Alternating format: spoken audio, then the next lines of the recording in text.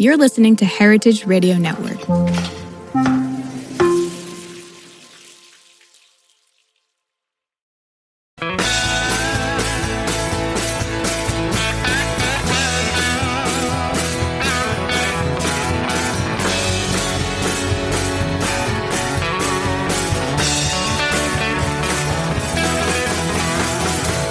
Hey, welcome to Beer Sessions Radio on Heritage Radio Network. I'm Jimmy Carboni, I'm the host. We're celebrating 16 years of Beer Sessions Radio on Heritage Radio Network. This winter, we're doing some special one-on-one recordings and talking to a favorite pioneer of the cider movement in New England, Shannon Edgar. So we're going to have a little talk and drink some cider. And please support us, become a member at heritageradionetwork.org. So Shannon, how are you, man? Welcome to the show. Good, man. Thanks for having us on, or having me on. Good. It's 2025, right? It's an interesting time.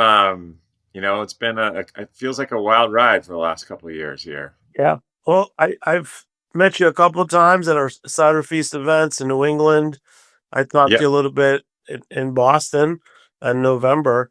Yeah. Why don't you jump right in and first just tell us about the campaign you've been running, because it's quite innovative, and then we'll go back to your roots as a barn cider maker. Yeah. Well, I think what you're referring to is the sort of community around that we have going right now.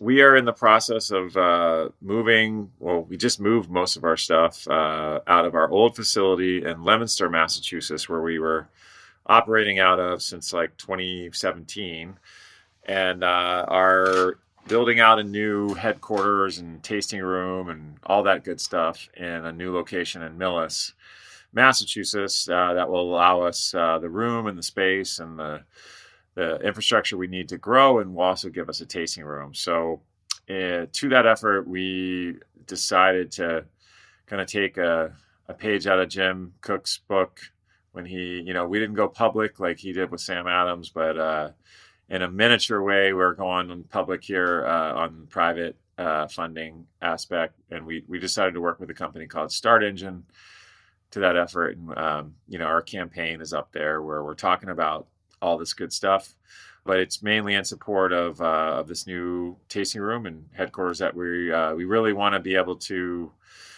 invite people into our space, educate them about cider and apples and all the good stuff that we do. And up until this point, we've been wholesale only, and we haven't had a tasting room and a place that people could come visit. So this is a really a good opportunity for us to both get more space and grow into our new production facility, but also have a tasting room. And also, it's the first time we've ever, kind of had an opportunity for people to invest into the company. And, so far, so good. We're cranking along here, and it's been it's been a fun time getting to know people and telling them about our brand and our story. So, we're 10 years in now. We just celebrated our 10th anniversary. So we're starting to know what we're doing here at this point. And, it's been fun sort of rekindling with some old customers and friends that have been fans of ours for a long time, and also meeting new people along the way. Well, that's great. I definitely noticed what you're doing on social media, and I'm glad that we got a chance to talk today. Sure. So I've known you for a few years. What I love about New England's cider makers, there's a lot of heritage, and there's a lot of, seems like everyone's an indie, company, and it's quite different from a lot of other places with bigger national companies and everything. So there's a lot of authenticity and different styles as well. So I'm a big fan of what you're doing and a lot of other New England cider makers. Why don't we start at the beginning? Because I think people should hear your story. There's Sure. something about a barn. And why cider in the first place, Why weren't you making kimchi or pickles? Right. Well, so, I had been on the West Coast for, 15 years or so. I was working in the music industry. I had always been a big fan of, craft options, beer, other things in Southern California where I was living. So I kind of had sort of wet my whistle a little bit, and that, in the craft movement back in that era. And then when I relocated back to Massachusetts, my wife found a rental house rental on this orchard. And, I was still doing music, but also open to some other things. And next thing you know, we're on this orchard where I start making some small batches of cider. This is around 2012, 2013. And, one thing led to another. And I said, oh, well, maybe I could do a few bigger batches of this and sell a few bottles here and there. But my aspirations at the time was not to start like a full-fledged cider company. It was just kind of to get going. But having 120 acres of trees in the backyard, that really sort of set the precedent for me to kind of in the interest in like trying to figure out something to do with all these apples. And from that moment in that 2013, 14 era, I sort of really went down the rabbit hole of learning about apples and the history of cider. And I had no idea like what kind of, rich history we had in New England for cider making. And, started meeting people like Steve Wood. He's a mentor of mine. He's Farnham Hill, Poverty Lane. Started buying some apples from Steve, buying some cool heirloom apples from Scott Farm in Vermont, and a few other places like that. And really, really focusing on apple varieties and learning how to make, started in like 5-gallon carboys and then scaling that up to some bigger batches. Jonathan Carr's Cider House was also really helpful to me early on. Makes awesome cider. He was kind of showed me the ropes early on too, back in that era, and helped me get going. And then next thing you know, we're in 500 ml bottles and just doing single serve options. And then next thing we're in 12-ounce cans because the market kind of was going that way and our distributors were asking for it. But originally we just started small and we were self-distributing and we started making it here in a barn that I'm at right now in a small capacity. But really, I think it, when I tasted Farnham Hill, I kind of had the aha moment of like, whoa, what is this? Like, how come I've never had anything like this? Aspal and the UK and some of the UK and French ciders too, like, just really started opening my eyes to a whole different level of cider. And that's kind of when I was like, wow, what's this stuff? And how come I can't find more of this on the market? And that led us to start Stormalong, and Legendary Dry was our flagship cider then. And it's still our flagship cider. I Steve Wood was definitely influential on, his ciders and the way that we make Legendary Dry is, Steve, no question, was influential on what we do. And we just kind of took it to, a bigger pack size at maybe a different price point to really try to spread it out to more consumers. But Legendary Dry is kind of what started it all. And me landing on an orchard was one of those things too. And it just so happened that in that time frame, the cider market was really exploding, kind of hit 0 to 60 in that 2014, 13, 12 to say 2015. We had hockey stick growth back then. And there was all of a sudden a lot of interest in cider. So sort of kind of correlated with my interest, the time period of cider kind of seeing like really fast growth in that moment. Shannon, let's take a step back. You mentioned Steve Wood and Farnham Hill. For me, my early days of cider was 2011 and 12 and some of the early cider weeks in New York City. And the easiest way to turn on people that didn't know about good cider, but also liked good wine, was to give them a bottle of Farnham Hill's Extra Dry. And it still is my kind of conversion moment cider. Yeah, no, and I think that holds true with kind of where we're at. And Legendary Dry is made with bittersweet apples, or a percentage of bittersweet apples, which is what Steve kind of really helped pioneer back again in the United States.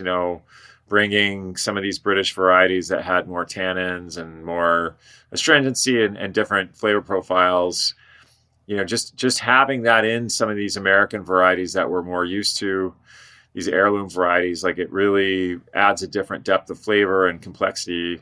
And we sort of took a page out of his book to apply that to Legendary Dry. So it's kind of in the vein of what Steve does, and what he does is great. Extra dry, all that stuff you mentioned, that's really good stuff.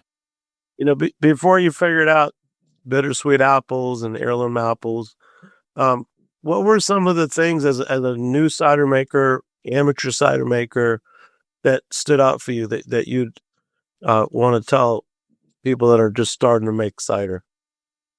Well, I think the most important thing to learn as a cider maker is apples.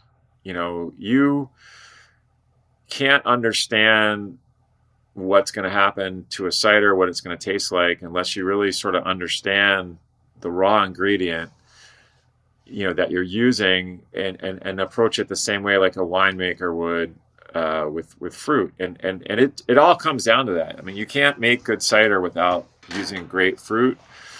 And, it goes into different degrees. Like you can get really crazy about the fruit, the way it's harvested, the way it's grown.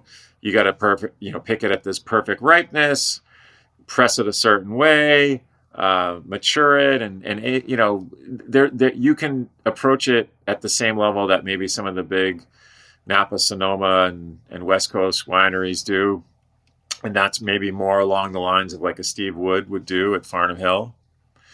You also can make it like more commercially with like in bigger volumes, and you still can use great fruit, but that's the most important thing is the fruit. The fruit is the most important thing, in understanding the dynamics of that fruit. Like what's the Brix or the sugar level? What's the pH? What does it taste like?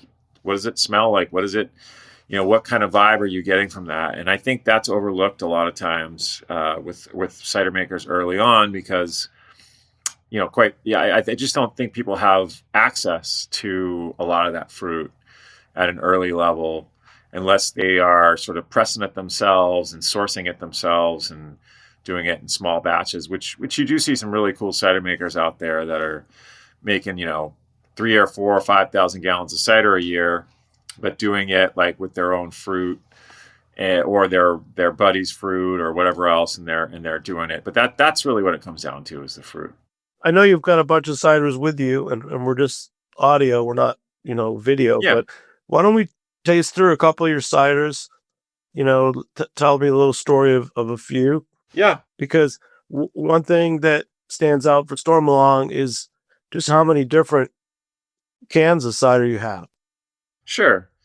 Well, I think early on we started off with a few flavors, and and I really like that sort of, we'll call it heirloom or bittersweet, like cider fruit oriented ciders. But I understand that the American palate is also accustomed to like more apple juice forward, juicier ciders, and then you've got flavored ciders that have additional ingredients. But right now, I'm drinking a Legendary Dry.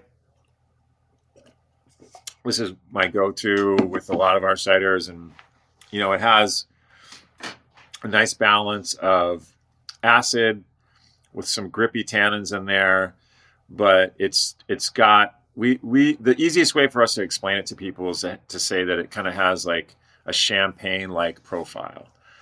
And a lot of people kind of get that because they understand, okay, it's drier. It's not like so dry, like, you're talking about a product that's got like 3 grams of residual sugar in it. So it's really not, there's like almost no sugar in it. But the fruitiness and that kind of bouquet of all that acid and everything kind of gives you like a quenching, nice profile to it. But the tannins and just the vibe of it kind of make it that more champagne-y vibe. So that's again, we've talked about Legendary Dry a lot, and then you move into more of our, say, everyman cider, whatever you want to call it. It's called Mass Appeal for a reason. It's a little pun on Massachusetts, but it is a cider that appeals more to the masses. I don't prefer like, I'm not going to be cider snob about it and cider geeky and be like, oh, well, people should only drink this champagne like bittersweet sort of tinge cider. Like there's nothing wrong with mass appeal either. And mass appeal is going to have some more sweetness. We leave some of the juice behind after fermentation. We'll crash it and freeze fermentation, which leaves some of the residual sugars in it. It's not overly sweet. You're talking about something that's like 2.5 bricks or 2.5% apple sugar from the leftover residual sugar. But it also, we use a lot of Macintosh in this product, which gives it this certain kind of perfumey bouquet that, when you eat Macintosh apples, that's what you get. And mass appeal sort of speaks to that. So this one is going to be quite a bit different than Legendary Dry. It's going to be, what most Americans would think hard cider is supposed to taste like. When I heard you crack that can, it's almost like you were biting into a really crisp apple. Yeah, yeah. There is a crispness to cider. I mean, that's where it goes. But so I think it's really like, what are you in the mood for? Are you in the mood for something that's more apple forward, or are you in the mood for something that's more like wine, like champagne, like a little bit more? It just depends on what day it is and what you're in the mood for. Yeah, no, the styles of cider, it's great to even start talking about it, because I don't think most people are close to having an understanding.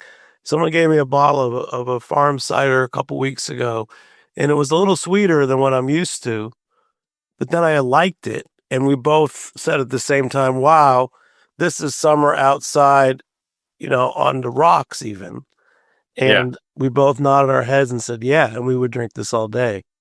No, and there's, I mean, the one thing that's great about cider is it is a great vehicle for flavor, meaning you can make cider that's crafted like the wine and the fruit that it's made with, meaning, you got like high-end wines in the West Coast and whatever that really want to speak about that Cabernet Sauvignon grape or Pinot Noir grape and where it's grown in the terroir and, how it's harvested, all those different variables, which you can taste if you're really, if you have like a very strong palate and you know what you're doing, you can really get into those conversations as far as like wine, like, you can get into terroir with cider. It's the same concept. It's just apples instead of grapes, but it also is a great vehicle for flavor. So like mass appeal has a little bit more apple sweetness.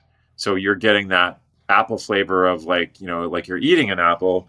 And then we get into other flavored ciders. We have a cider here called Light of the Sun, which is basically similar to like a mass appeal, but we have a high grade jasmine green tea.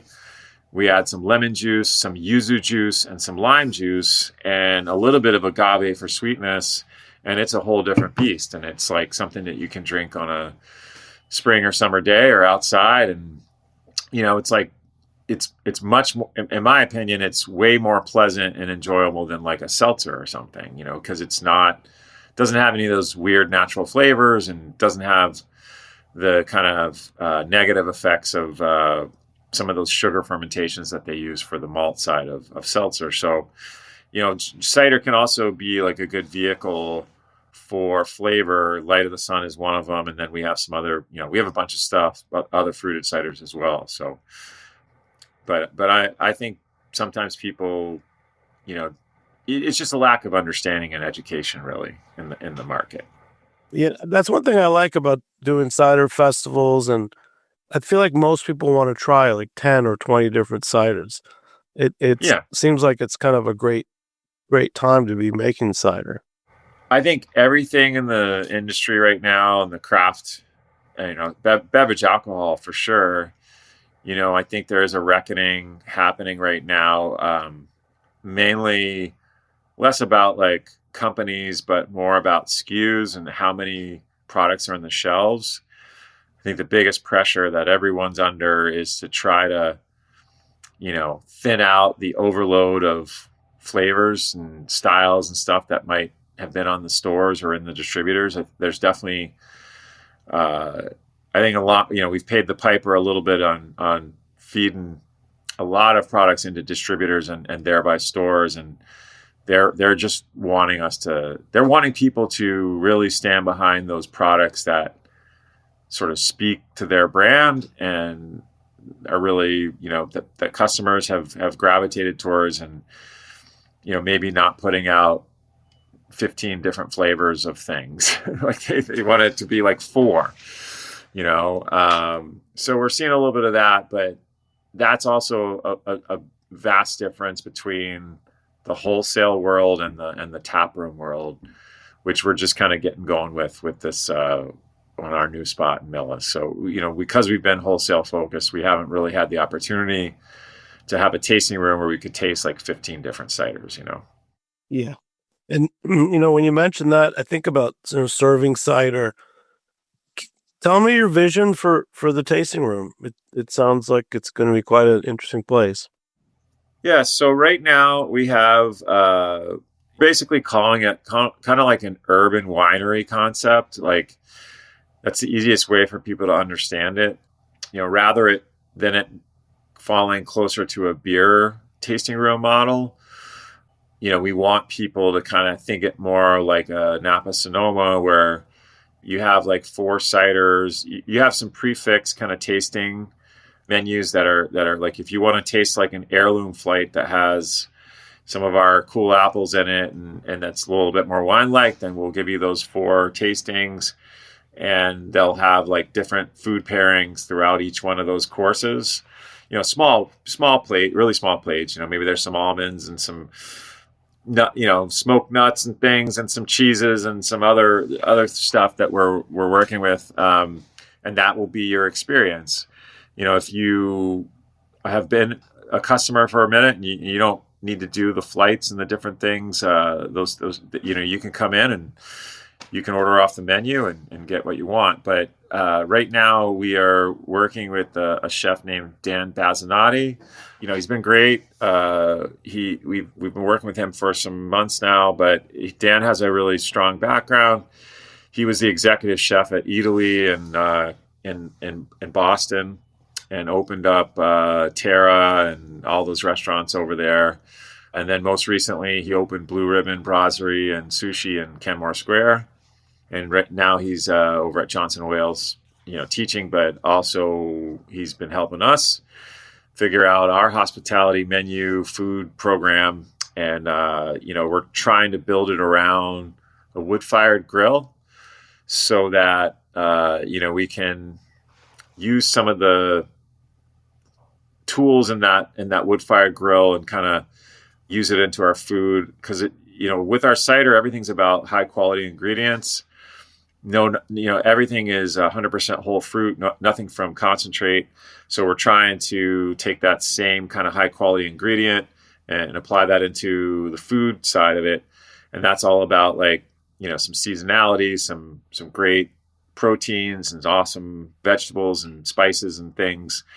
But obviously, you've got ways to cook it. And in this case, the wood-fired grill was one of the tools that we were using. Dan has experience in that with Terra at Italy, and I think we can do some really great stuff there with his guidance and help, and with us on the liquid side and on the cider side, and Dan is sort of helping us steer our food program. I think we're trying to hit that. We don't want it to be like bougie or any kind of super fancy or anything. Like this is going to be like, say like elevated pubby fare, but very approachable. Like it's not going to be the bar food, but it's not going to be like some crazy stuff upper echelon. But I think we can hit that mix. Well, you said urban winery. It seems like a kind of a natural wine bar vibe. What you're thinking, right? Yeah. So it's not. Is it what kind of aesthetic? Does it have the barn aesthetic, or it's got more of that natural wine bar? So right now the space, it's a pretty big space. It's a 25,000 square foot, 24 foot tall, sort of wide open warehousey kind of vibe. I mean, we actually moved all our equipment into it last week, and we're going to spend the next couple months getting production back up and running. But what our idea was, we were hoping to inject a little bit of the nautical vibe, because we're named after Captain Alfred Bulltop Stormalong, who was the greatest deep water sailor to have ever lived, which is the American folklore that we're based around. So that's why we have a nautical theme. And so we were going to try to tie into some of that New England nautical heritage. And the big thing that we're looking at is hanging. There's a sailboat that we've been looking at, and we were probably going to flip that upside down and hang it from the ceiling.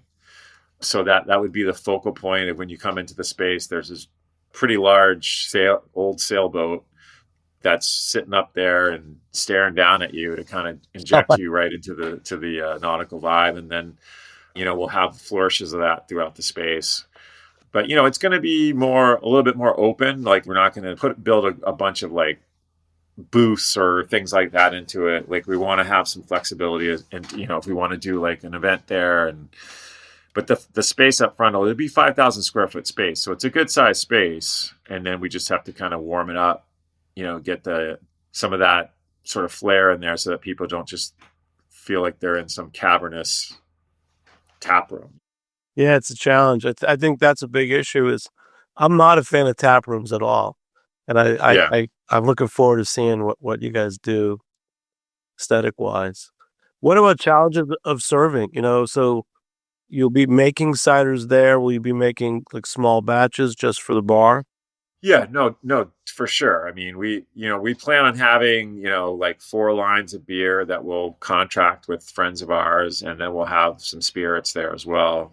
But the main show will be cider, but we'll have like, some of the other options for people that, that want to drink, that don't want to drink cider and want to be there with their friends and whatever else. So we'll have everything, but with us having been a cidery now for 10 plus years, I mean, we've accumulated so much great stuff over the years that it's like, okay, well, what are we going to do with that? Well, I don't know. I don't know what we're going to do with that, because we don't have a tasting room. So for the first like several years, I mean, we've got so much great, like, stuff that's been aging that really, is made with fruit in a way that allows you to age cider. Like, not every cider can be aged, but the stuff that we're talking about, like whether it's like in barrels, like with like high ABV stuff, there's some really great stuff that we've had in bottles and whatever else that will be an awesome addition to the tasting room. Oh, that's great. Back to the cans themselves, your labels and designs really stand out. Do you want to talk about how that happened? Because it seems like since day one you've had this look tell me more about the man you named it after, because I didn't know that story. Yeah. Well, as far as the design goes, a friend of mine, he's around here somewhere. He works with us now, but he's an old high school buddy of mine, actually, Todd Sancioni. He's a photographer by background, and him and I used to play in a band years ago back in college and stuff. Anyways, he was on the West Coast. I was on the West Coast. I moved back, and then some years back, he moved, a little bit more recent. He moved back from San Francisco, and he started working here. But before, about 10 years ago, when Stormalong was starting, when I was moving back from the West Coast, I said, "Do you know any designers and people like that?" Like, we had some guys on the West Coast, guys and gals out there, but we were looking for somebody local. And so he turned me on to a designer named James Weinberg, or introed me into James. And James is a great designer based in Somerville, Mass. And, he really worked with us from day one, back in that 2013, 14 era, and really helped us define what our brand was going to be. And the two of us and our whole teams have worked together ever since. And I just think it's a good fit. Like, we have a rapport together. Todd's around obviously now, and I think it's a good mix of art and commerce, I guess. You've got like a product that we're selling on the shelves, but we sort of adhere to this New England vibe that kind of honors some of the history here, and tying it into a New England theme like Stormalong. And Stormalong is this tall tale that is out of New England. Sort of the Northeast, but if you open up any of those tall tale books, American folklore books, you see like Paul Bunyan, you see Davy Crockett, you see all the characters that were in those books. But what you also see in those books, the majority of them, is Captain Alfred Bulltop Stormalong, who was the greatest deep water sailor to have ever lived. And he was this larger than life figure that was this giant that was born a giant, and this Cape Cod community. Some people say it was Maine, but others say it was Cape Cod, and just grew up and quickly, and at like 12 ended up being out on ships, tall ships, sort of sailing the seas. And there's all kinds of stories. He fought the Kraken, and that's like Legendary Dry has octopus tentacles on it. And that's basically built around this tale of Stormalong fighting this Kraken in the tale. He also supposedly opened up the Panama Canal with his boat, kind of chugging through there.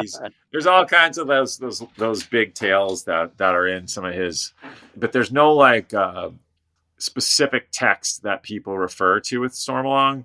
Like if you Google Stormalong, you'll find a lot of different stories, but it's all established back in that era, and it's just been an overlooked tale, kind of like Cider. It's kind of been overlooked for a while, and it sort of felt like a good thing to base a brand around, with it being a New England vibe, and and connecting with this, because there are also part of the tale has Stormalong chugging these barrels of cider is in some of the tales. He would eat shark fin soup, and he would drink these big barrels of cider, and that's part of the tale. So it kind of fits with felt like it fit with what we were doing. This episode is brought to you by Wisconsin Cheese. Wisconsin, the state of cheese, makes half of the nation's specialty cheese and wins more awards than any other state or country.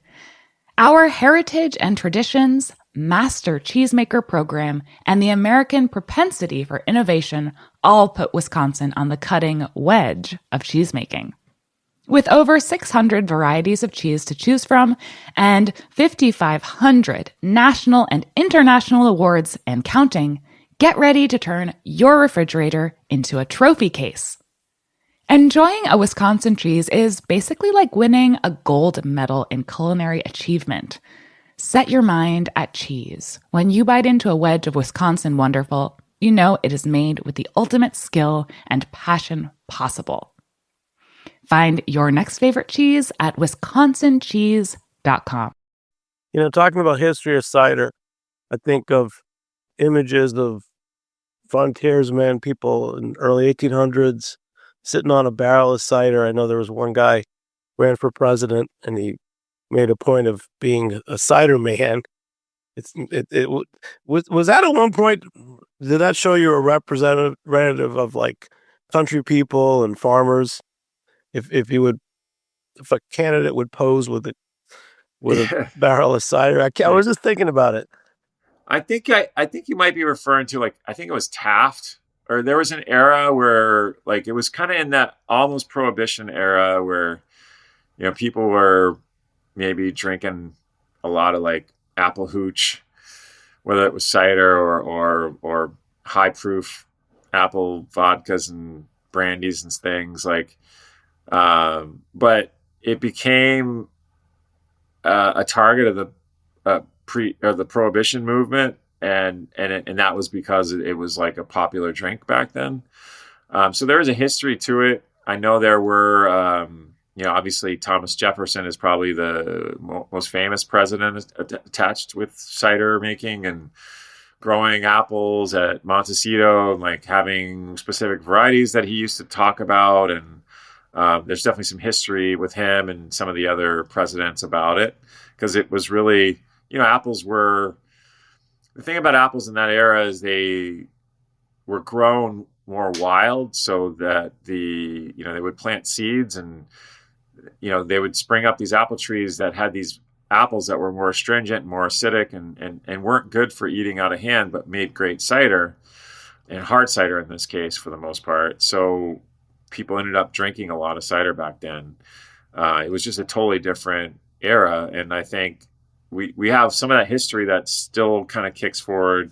Like we have this cider here called Boston Heirloom, and this cider's made with Baldwin apples and Roxbury russet apples, and Roxbury russets are named after the Mass Bay colony Roxbury, before even the city or town of Roxbury was around. It was the Roxbury colonies in Mass Bay level. So those apples are from the mid 1600s. Baldwin was another one, and what always attracted me with cider making has been this concept that we've got these apples that have been around in this country since the 1600s. It's the same strain of apple, but we're growing it now in 2023, 24, harvesting it, making it into a cider that's not drastically different than what they were doing back then, except maybe with a little less funk. But same apples. So it's kind of mine, and I think Americans will.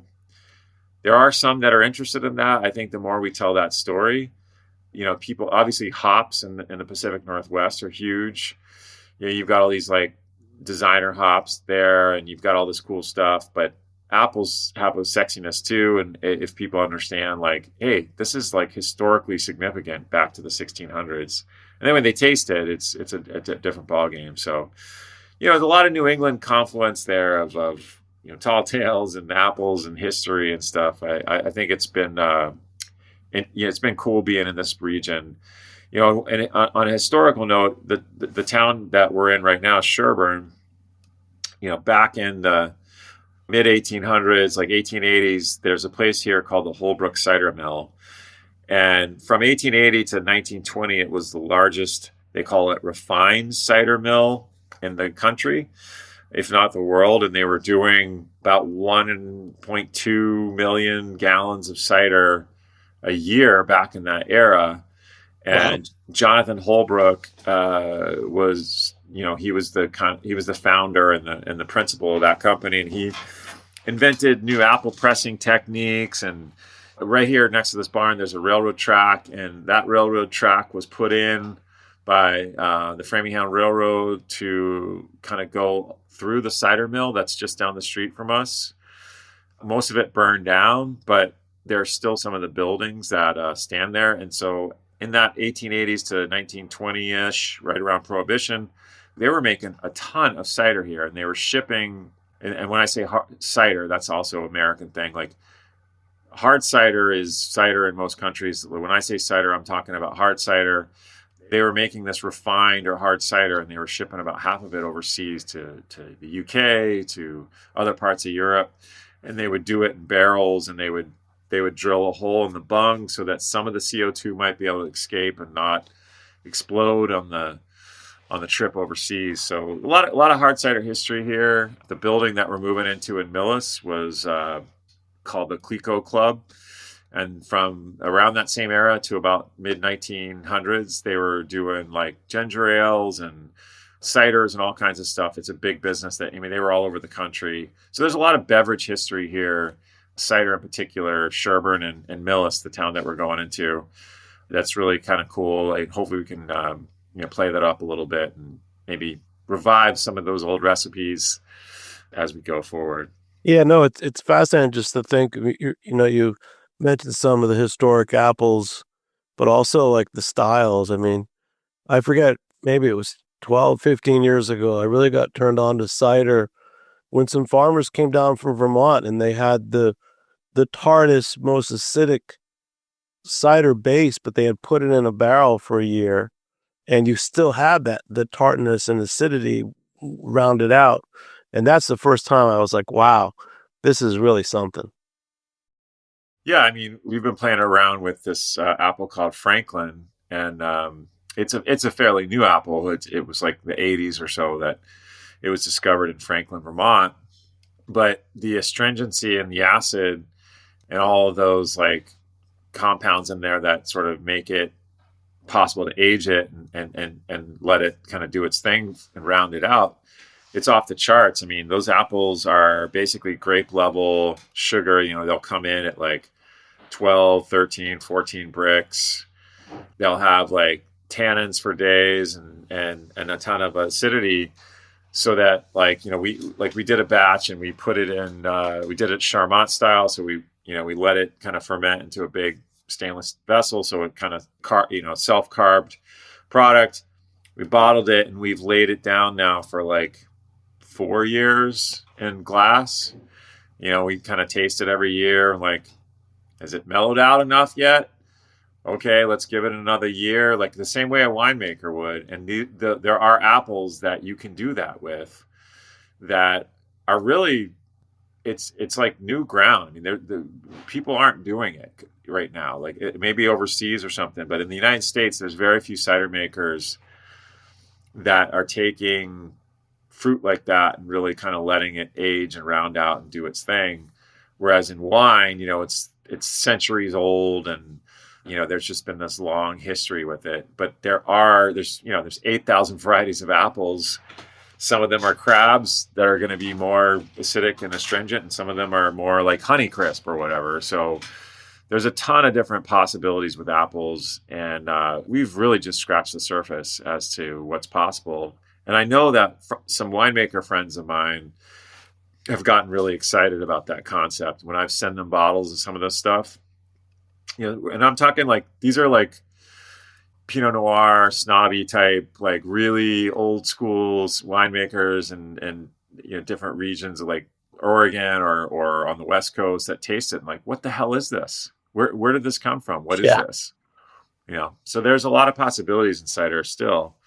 You know, I was in it was Italy 2 years ago, and it kind of cracked me up because they had this giant vineyard, you know, this gorgeous vineyard of all this like amazing wine that we're making. And like around the fringe of this orchard, there was like, oh, that's like, those are some heirloom apple trees, like right here around this block. So like the vineyard managers were growing cool apples around it, you know, and when we were in Napa, and there's like some high end winery there, and like the wine club was like a big deal, but then they had like the cider available that was made with the fruit grown on the vineyard, but it was only available if you were at a certain level of the wine club membership. But what my point is, like, they were almost treating the cider as more exclusive and hard to get. You know, it was Saint Superi was the vineyard, so you could buy the Saint Superi cider, but only if you were at a certain level of their wine club. So they're selling, you know, $200 bottles of Cabernet Sauvignon or whatever, but they've got like, you know, this cider that's exclusive. It was like, what the hell is going on? Like, where did this come from? Yeah. So it's kind of the Wild West a little bit out there, you know. I've heard that in some places, maybe in the old days, that a cider vinegar might have cost more than a hard cider. I don't doubt it. I mean, you know, that's a whole nother beast, but there's a whole nother art to that too, you know? Yeah.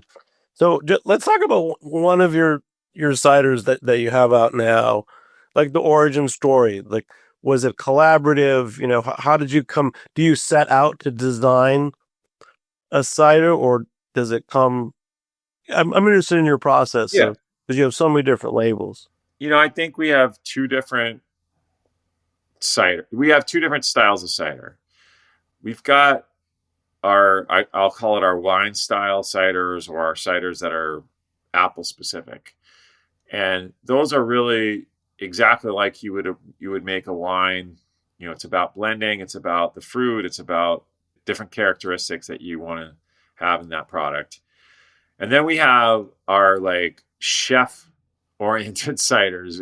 And what I mean is, like, these are like dishes that we're creating out of a cider. So we're taking this base ingredient, whether it's the cider base of like a Mass Appeal style cider or a Legendary Dry style cider, and then we're going to add whatever we think is going to taste delicious, as a chef would add ingredients to a dish, And one of our most popular ciders is called Happy Holidays.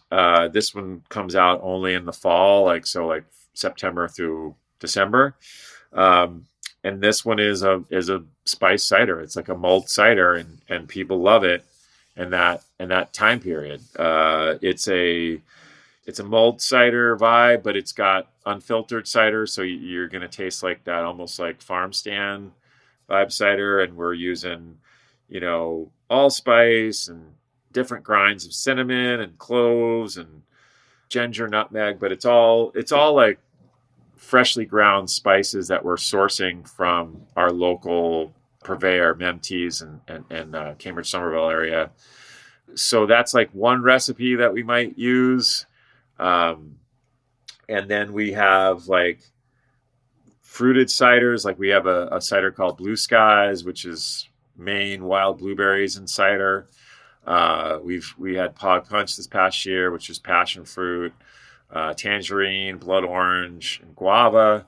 So it's really sort of what you're in the mood for. Light of the sun, like I talked about earlier with jasmine. And so we kind of have two different categories, like just straight ahead apple, or we have like a flavored side where we're adding it more like a chef would to a dish.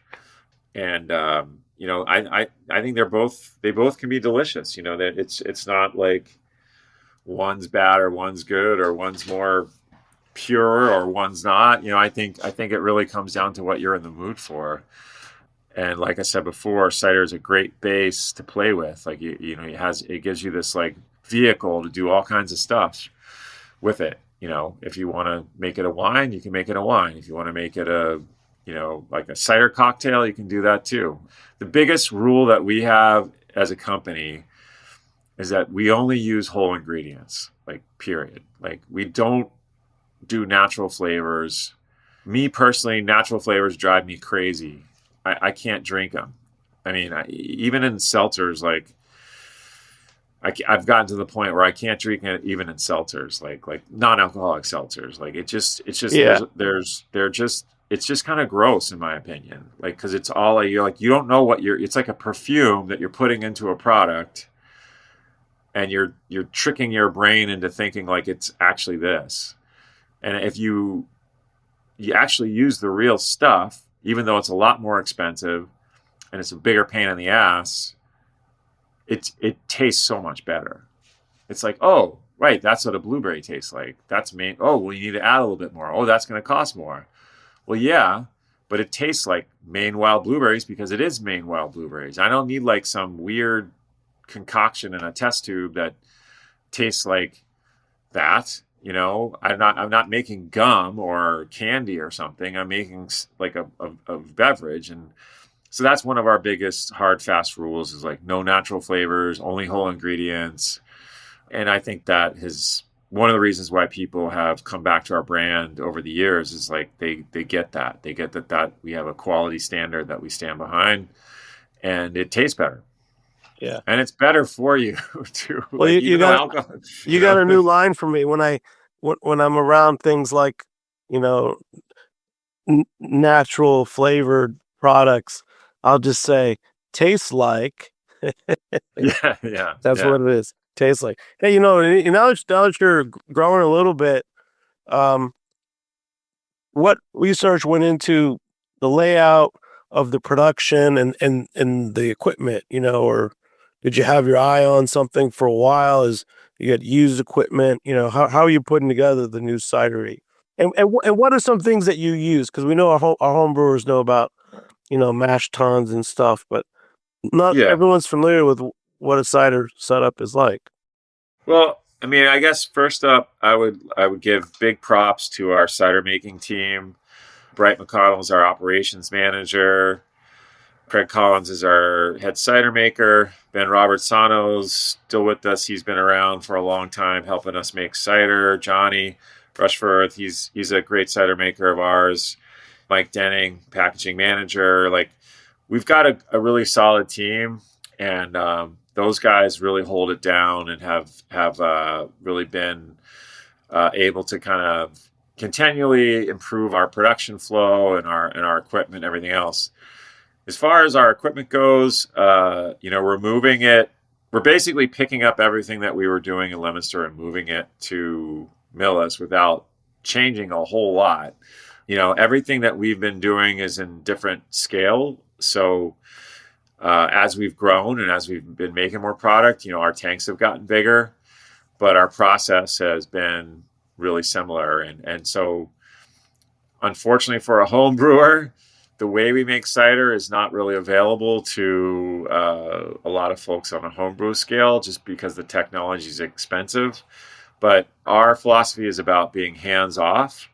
And what that allows us to do is allows us to not use sulfites. It allows us to not use some of these, sorbates or other kind of stabilizers and things. And what we're going to do is we're going to take, if you're going to make cider as a home brewer, you're going to put it in a carboy. We're putting it in a bigger vessel. Our biggest tanks are about 8,700 gallons, our main fermenters. And then we have 5 or 6 other fermenters that are 3,700 gallons. So we'll take a big batch and ferment it in one of our bigger containers, and we'll filter it and move it off into one of our bright tanks and kind of blend whatever we're going to do with that. So the problem with cider is everything is simple sugars and everything ferments.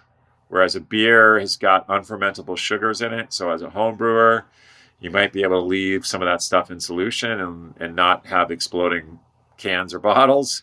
But in a cider, if you don't stabilize it with something, it's going to explode if you have residual sugars in that product. So that's the biggest challenge as a cider maker.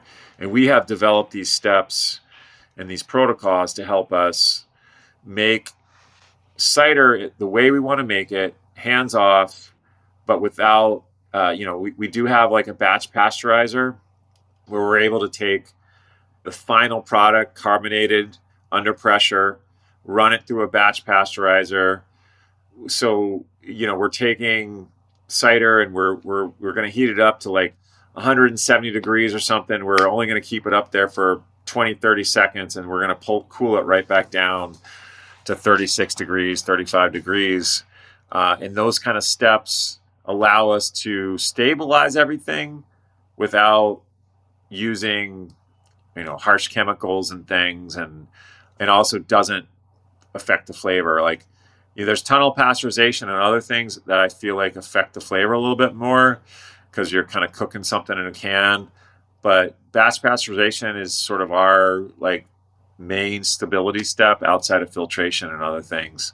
But as far as our facility, we're pretty much taking what we've been doing in Leominster and moving over. We might have to add a few more fermenters.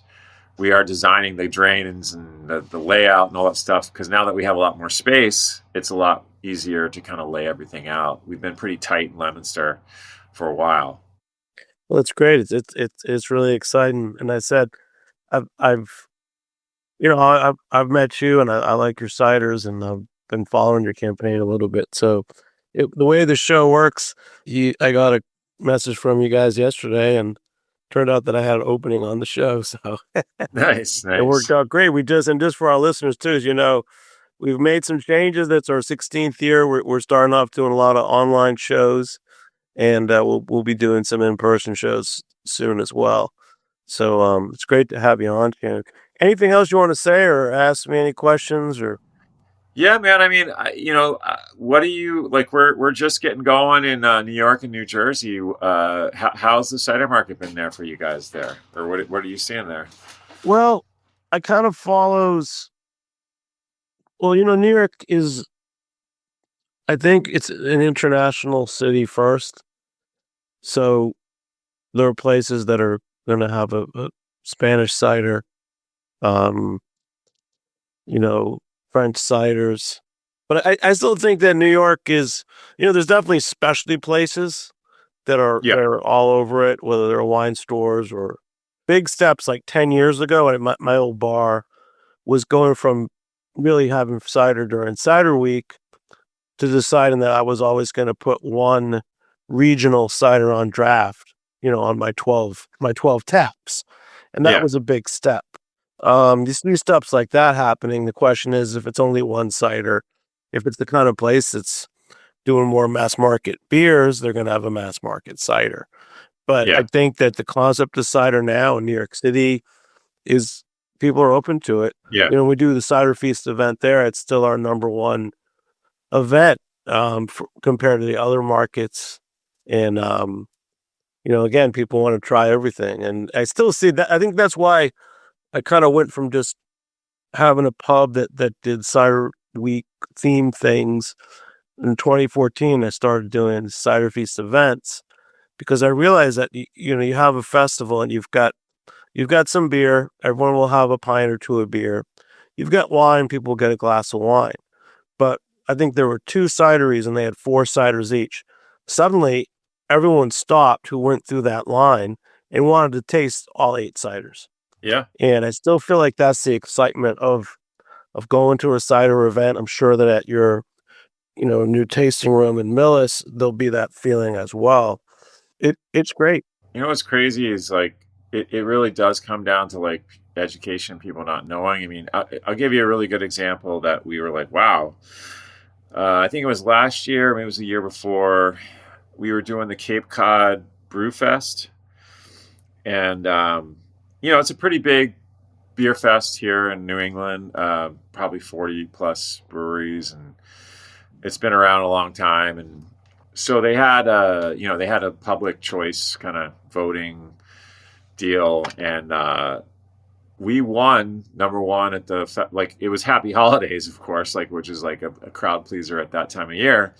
So that maybe had something to do with it. But Stormalong won brewery or of the festival, and Treehouse was there as well.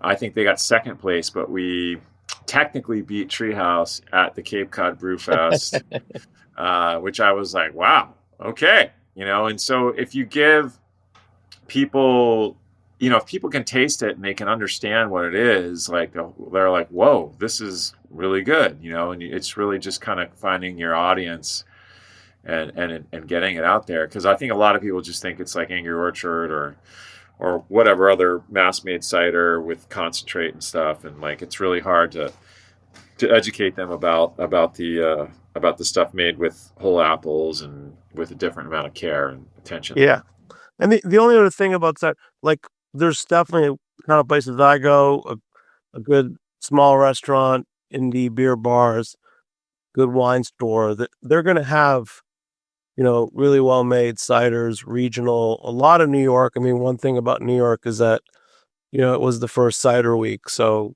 there's a lot of New York cideries. I think the biggest thing that happened was that when pandemic happened, the New York ciders stopped marketing in the city. And they really just, because they were able to expand and have outdoor seating. So a lot of that whole marketing went to it. But this last year for Cider Week, it was the first time New York Cider Association had its own festival, got more behind having the brands come to the city. So it's that's what the city is. The city, it's a big city, but you have to be there in person. Yeah. It's a smart way. You don't have to spend so much money, and you're still going to not make the billboard that Maker's Mark's on or something. Right. It was the same way when I had the thing I love about doing things in the city is that my first restaurant and my second place, we only had a beer and wine license because that's how we got started. And because of that, whatever we were specializing in, the first place was more wine, but simple wines. Second place was beer and then cider, is that someone would come in and say, I want a vodka soda. And that's really what you're competing against. It's the same as why seemed like hard seltzers were taken off, but I don't really count them as real. But a vodka soda is your biggest competition, because you can go in and ask for it, and any place will have it. And they might have horrible wines, dirty draft lines, but you're going to get a vodka and soda, and that's all being dispensed in a way that you're used to. There's no difference.